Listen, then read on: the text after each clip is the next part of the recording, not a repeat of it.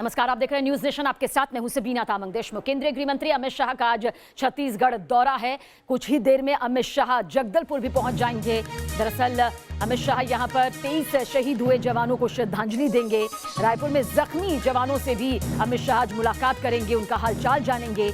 नक्सली हमले पर अमित शाह की हाई लेवल मीटिंग भी होनी है। आपको बता दें कि सीएम भूपेश बघेल से भी मिलेंगे अमित शाह। और जगदलपुर की ये तस्वीर इस वक्त आपके सामने मौजूद है। न्यौछावर होने वाले ये वो वीर जवान हैं, ये वो सैनिक हैं जो कि नक्सली वारदात में शहीद हो गए। एक बड़े पैमाने पर नक्सलियों ने बड़ी साजिश को यहां पर अंजाम दिया और एक बार फिर से लाल आतंक देखिए किस तरह से यहां पर सामने आया, जिसे अब पूरी तरह से कुचलने की जरूरत है। और ये जरूरत बरसों से चली आ रही है, लेकिन तस्वीर यही सामने आती है। नक्सलियों का नाश जितना जरूरी हो जाता है वो शायद छत्तीसगढ़ की जनता से बेहतर और कोई नहीं समझ सकता, कोई नहीं जान सकता। और नक्सली हमले में शहीद हुए हमारे 23 जवान, उन्हें श्रद्धांजलि देने के लिए पहुंचेंगे अमित शाह। और कई जख्मी भी है। हमले में नक्सलियों को भी बड़ा नुकसान हुआ है, लेकिन अब नक्सलियों के सर्वनाश का वक्त आ गया है। नक्सलियों के खिलाफ भी ऑपरेशन ऑल आउट जरूरी हो गया है। ऐसा हम क्यों कह रहे हैं, क्या ये पूरी तस्वीर बन रही है? इस रिपोर्ट के जरिए आप जरूर देखें।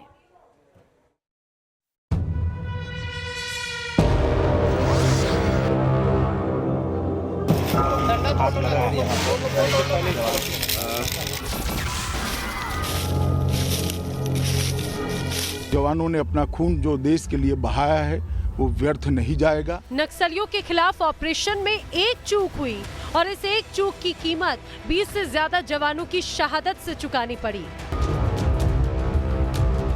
खून से लथपथ जवानों के शवों की ये तस्वीरें बता रही हैं कि नक्सलियों का हमला कितना इंस्टेंट था।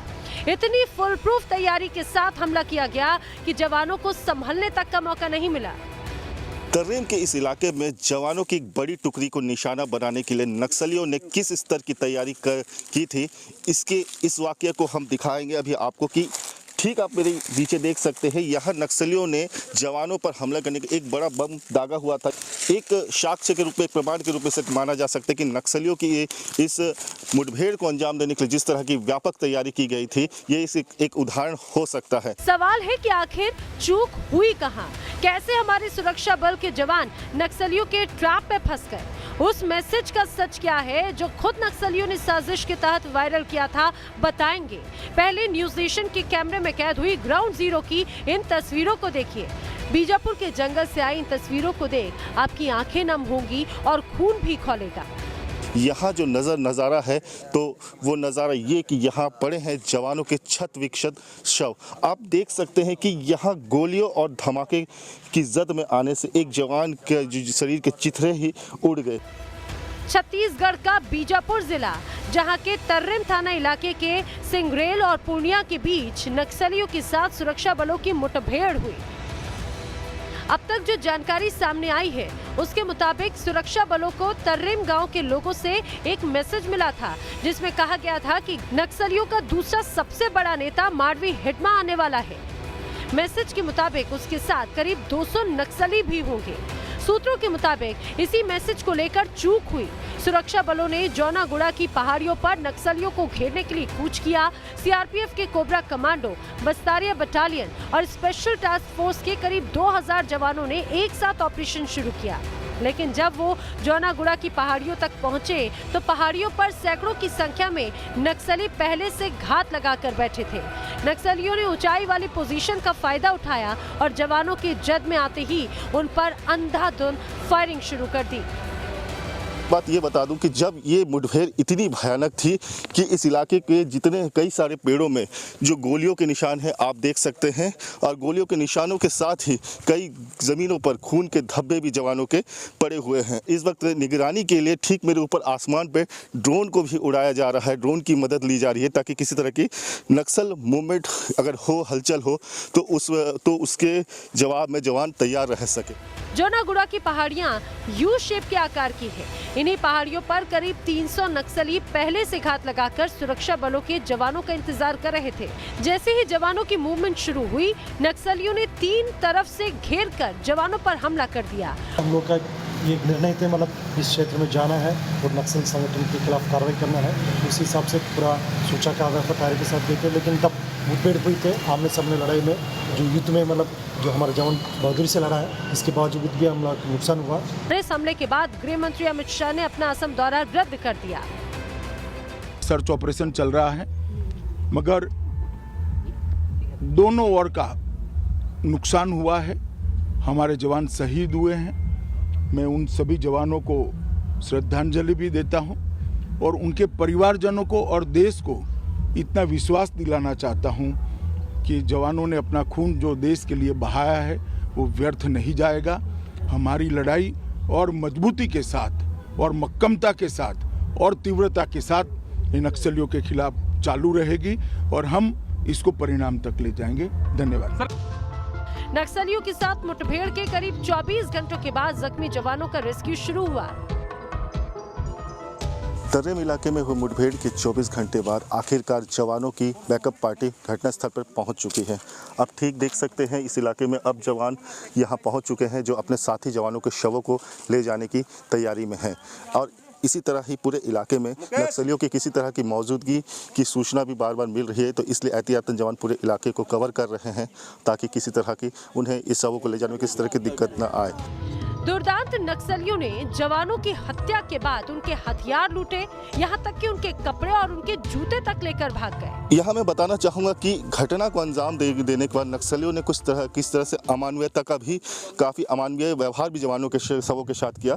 देखिए इनके कपड़े, इनके जो पैंट है वो ले गए, इनके जूते जो थे जवानों के थे वो नक्सली ले गए हैं। इतना ही नहीं, जो गोलीबारी का जो शहीद जवान हुए उनके और भी कुछ सामग्री थे वो भी लूट कर नक्सली ले गए। ये हमारे जवान सर्चिंग में गए थे और हमारे जवानों ने केवल हमारे जवान ही शहीद नहीं हुए हैं, नक्सलियों को बहुत भारी नुकसान हुआ है। वो 4 ट्रैक्टर में भर के ले गए।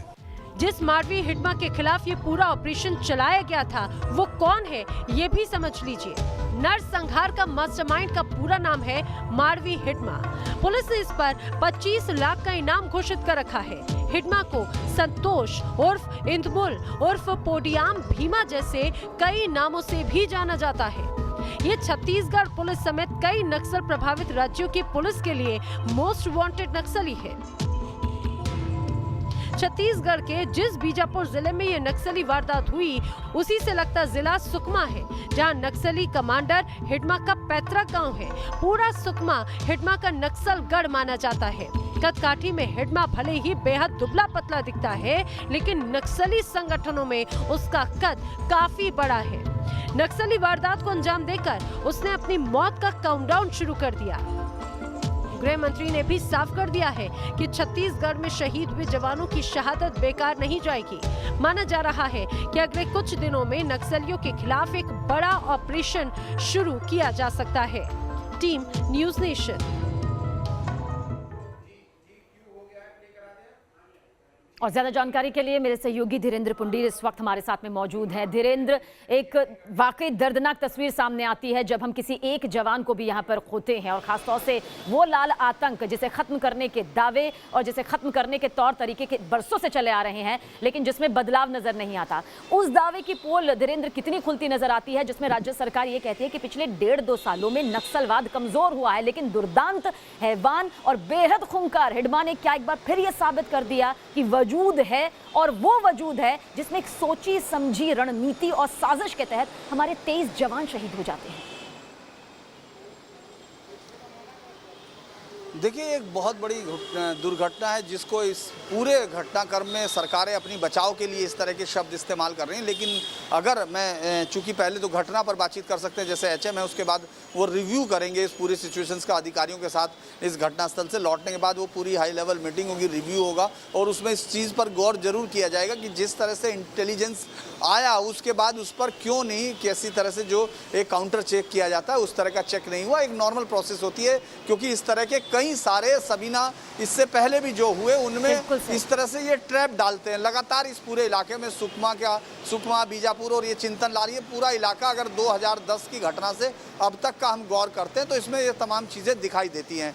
लेकिन मैं एक बात, जो मेरी अधिकारियों से बात हुई उस वक्त जब हम लोग लास्ट टाइम झारगुड़ा और तमाम जंगलों में सुकमा से लेके बीजापुर में घूम रहे थे, उसी वक्त के कुछ अधिकारियों ने ये कहा कि पिछले 1.5-2 साल से ऑपरेशंस और जो प्रेशर थे वो प्रेशर माउंट नहीं हो पा रहे थे और वो एक इस तरह की कार्रवाई चल रही थी जैसे कि लोग जो है जिस तरह से पूरा लगातार एक लंबा अभियान इनके खिलाफ चलाया गया था। हिडमा को 1st बटालियन का ये जो लीडर है और सबसे ज़्यादा खतरनाक इसलिए माना जाता है कि बड़ी से बड़ी घटनाओं में चाहे वो 25 CRPF वाले जवान हो, यहाँ तक कि 76 जो जिस तरह का वो दंतेवाड़ा में अटैक हुआ था, उस सब में इसकी पूरी काफ़ी भूमिका रहती है। और इसने एक बार इसको फिर साबित किया है कि इसका उस इलाके में, चूंकि होम ग्राउंड जो है पूरा इलाका इसके लिए बहुत ही ईजी है सबीना, उसमें ये लगता है कि एक बार फिर हिडमा उनको चकमा देने में कामयाब हुआ और उसने फिर चुनौती सीधी दी है, राज्य सरकार हो या केंद्र सरकार हो, क्योंकि किस तरह से उस पूरे ऑपरेशन में सिंक्रोनाइजेशन हुआ। बिल्कुल, और इस बीच जो खबर ये भी निकल कर दिन सामने आई कि किस तरह से उसने अपने ही तिर्रम में होने के खबर को फैलाया और किस तरह से पूरी साजिश के तहत उन्हें फंसाया और किस तरह से ये दर्दनाक तस्वीर यहाँ पर सामने आई है, उस पर जानकारी देने के लिए बहुत बहुत शुक्रिया धीरेन्द्र आपका। इस बीच आपको बता दें कि राहुल गांधी ने बीजापुर नक्सली मुठभेड़ पर सवाल उठाए हैं। नक्सलियों के खिलाफ ऑपरेशन में कमी थी, ये राहुल गांधी की तरफ से कहा गया है। हम ऐसे अपने जवान शहीद नहीं होने दे सकते, ये भी राहुल गांधी ने कहा।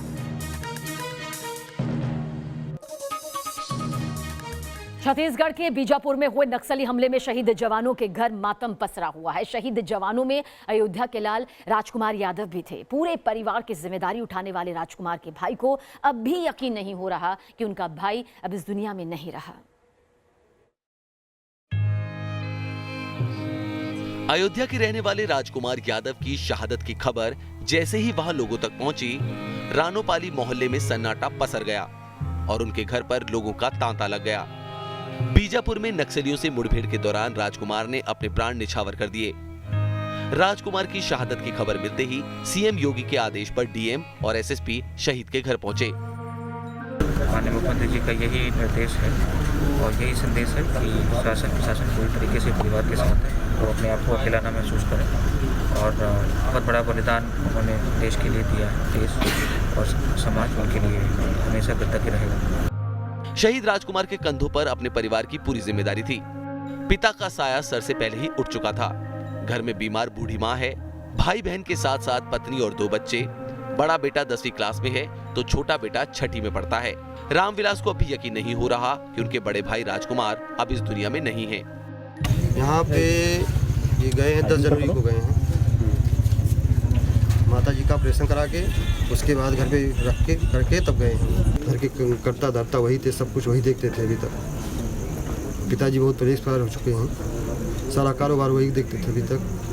राजकुमार स्वभाव से बेहद मिलनसार थे। वो अपने परिवार के साथ साथ सभी का खास ख्याल रखते थे।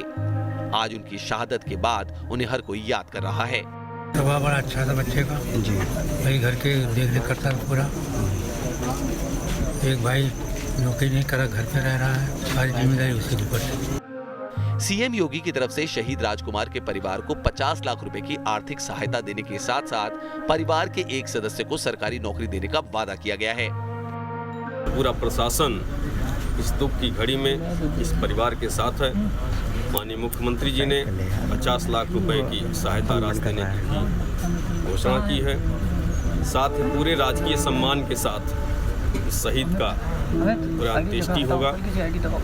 इसके साथ ही ये दवाएं है ना, ये दवाएं हुए हैं। एक सड़क भी इनके नाम से जो अमर रहे, इस प्रकार से जो उनके नाम से बनाई जाएगी। बीजापुर में नक्सलियों से मुठभेड़ के दौरान जवानों ने बेहद बहादुरी का परिचय दिया। आखिरी सांस तक वो नक्सलियों से मुकाबला करते रहे। अब नक्सलियों से जवानों की शहादत का बदला लेने की मांग तेज हो गई है। Team news nation.